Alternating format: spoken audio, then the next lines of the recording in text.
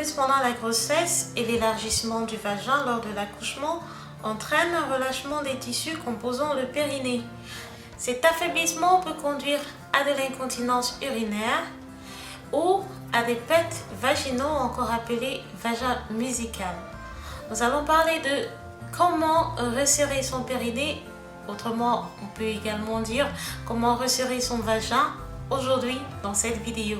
Merci de rester scotché et à tout de suite. Vous venez d'accoucher, ça fait à peine quelques heures, mais au bout d'une journée ou 2 journées, vous allez vous rendre compte que lorsque vous toussez, lorsque vous éternuez, lorsque vous riez aux éclats, vous avez des fuites. Certes, vous avez encore de la douleur due à peut-être l'épisiotomie que vous avez eue, si vous avez accouché par voie basse. Ou alors vous allez y avoir des tiraillements au niveau de votre césarienne, là où vous avez eu une coupure, ou alors soit au côté droit, soit au côté gauche, vous allez y avoir des douleurs. Donc, ce sont des phénomènes qui accompagnent la suite de l'accouchement. Donc, ne vous affolez pas, ne vous dites pas qu'est-ce qui se passe. C'est naturel, c'est un processus normal de guérison. L'incontinence urinaire va se rétablir une fois que vous allez resserrer votre vagin, vous allez fortifier votre périnée. La plupart des femmes découvrent qu'elles ont un vagin musical, certaines pour la première fois lorsqu'elles ont des rapports sexuels, et pour d'autres qui ont déjà enfanté lorsqu'elles approchent leurs règles, ou alors lors d'un rapport sexuel également. Alors, il y a un moyen pour atténuer tous ces problèmes, pour que votre vagin arrête de rouspéter. C'est vrai qu'il a le droit, hein? Ne vous affolez pas parce que vous avez entendu un prout qui ne sent rien du tout. Il faut bien le préciser à tous ces hommes là dehors, c'est pas quelque chose comme un gaz intestinal, c'est inodore, ça n'a pas d'odeur. Je vais vous expliquer ce qui se passe dans le cas d'un pet vaginal. Vous dire, lors de la pénétration, vous entrez, vous ressortez, vous les mecs là, vous n'avez que ça en tête, mais rendez-vous compte, est-ce que vous vous rendez compte du fait que vous êtes en train d'introduire de l'air dans le vagin de la femme de votre bien-aimé? Vous faites entrer de l'air chaque fois que vous ressortez du vagin. Vous ressortez, si vous ressortez complètement, vous renvoyez de l'air à l'intérieur. C'est pareil. Dites-moi que lorsque vous mangez, parce que vous allez me dire que, oh là, je suis en train de vous offenser en parlant si clairement. Non, dites-moi. Lorsque vous êtes en train de manger, vous avez fini de manger, vous rôtez ou pas?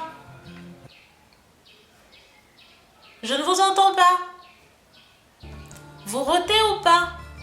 Vous rôtez. C'est pareil pour le vagin. Lorsque vous nous donnez cette petite étiquette là, vous nous renvoyez de l'air à l'intérieur. Alors maintenant, je voudrais préciser quelque chose. Avant le coït, il y a ce qu'on appelle les préliminaires. Et il y a certaines femmes qui aiment bien se faire doigter, il y a d'autres qui n'aiment pas se faire doigter. Alors pour celles qui se font doigter, lorsque vous intensifiez le doigté, vous faites lubrifier le vagin davantage. Ce qui fait en sorte que plus d'air vont passer à l'intérieur. C'est vrai qu'il y a certaines positions qui amplifient le fait du vagin musical, la femme au-dessus ou à 4 pattes, ce qu'on appelle levrette.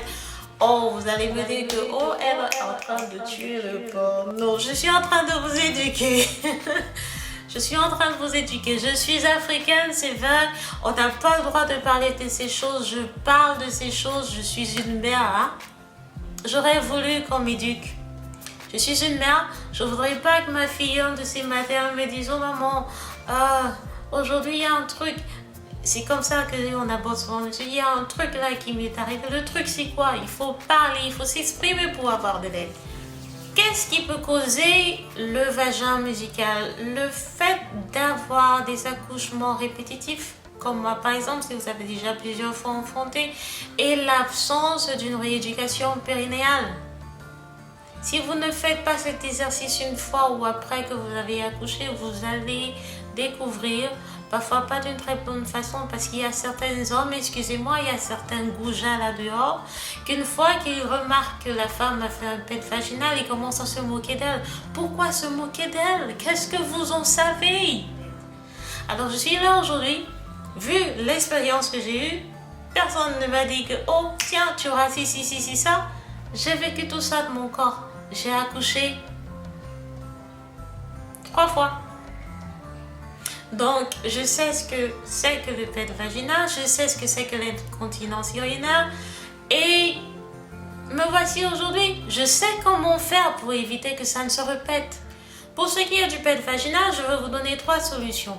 Évitez de trop doigter votre petite amie, vous les garçons. C'est-à-dire, vous pouvez le faire, mais n'en faites pas trop, ne perdurez pas l'acte, parce qu'il y a autre chose qui vient après. Et ce qui vient après, je suis sûre que vous aimez également trop. Donc, ne faites pas perdurer le doigté. Excusez-moi si je suis trop crue, hein. Je n'ai pas la langue de bois. Pour les femmes, celles qui sont souvent passives dans le lit, lors de la pénétration, une fois que vous êtes dans votre coït, essayez de contracter votre vagin. Faites comme si vous avez envie d'uriner, vous le contractez, vous resserrez cette personne qui est en train de se balader à l'intérieur de vous. Vous allez apprendre ainsi, de façon fun, à raffermir votre vagin et ainsi ça va diminuer un peu si pète. Pour resserrer son vagin, il suffit d'inspirer comme ceci. Vous bloquez la respiration au-dessus. Vous maintenez la posture pendant quelques secondes, 30 secondes environ. Vous resserrez votre vagin comme si vous aviez envie de faire pipi. Vous soufflez en maintenant la contraction au niveau de votre vagin. Vous allez relâcher simplement une fois que vous aurez vidé tout l'air de votre corps. Une fois que tout l'air de votre corps, vous l'avez rejeté comme ceci, vous maintenez encore 2 ou 3 secondes et vous relâchez. Alors la fréquence avec laquelle vous pouvez effectuer cet exercice, c'est 3 fois chaque matin et vous verrez la différence. C'est super, c'est bien et ça marche. Garantie. Si vous voulez, mettez votre doigt. Mais pour moi, ça marche tout simplement comme ça. Pour toutes celles qui ont eu une épisiotomie et qui ne peuvent pas tout de suite rééduquer leur périnée, je vous conseille d'attendre la guérison complète. Ne vous torturez pas, ça fait très mal d'avoir une épisiotomie et d'essayer de resserrer cette zone-là. S'il vous plaît, prenez tout votre temps, il n'y a pas le feu, c'est pas la pression, ne vous mettez pas de pression, que votre époux ne vous mette pas de pression, communiquez avec lui.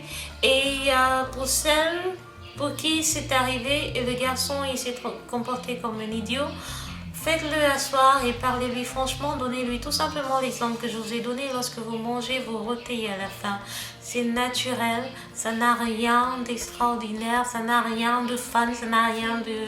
Il ne faut pas se prendre la tête. Alors pour toutes celles qui voudraient savoir comment guérir d'une épisiotomie et se remettre rapidement, faites-le moi savoir dans les commentaires, comme ça je vais planifier une future vidéo qui va parler de l'épisiotomie.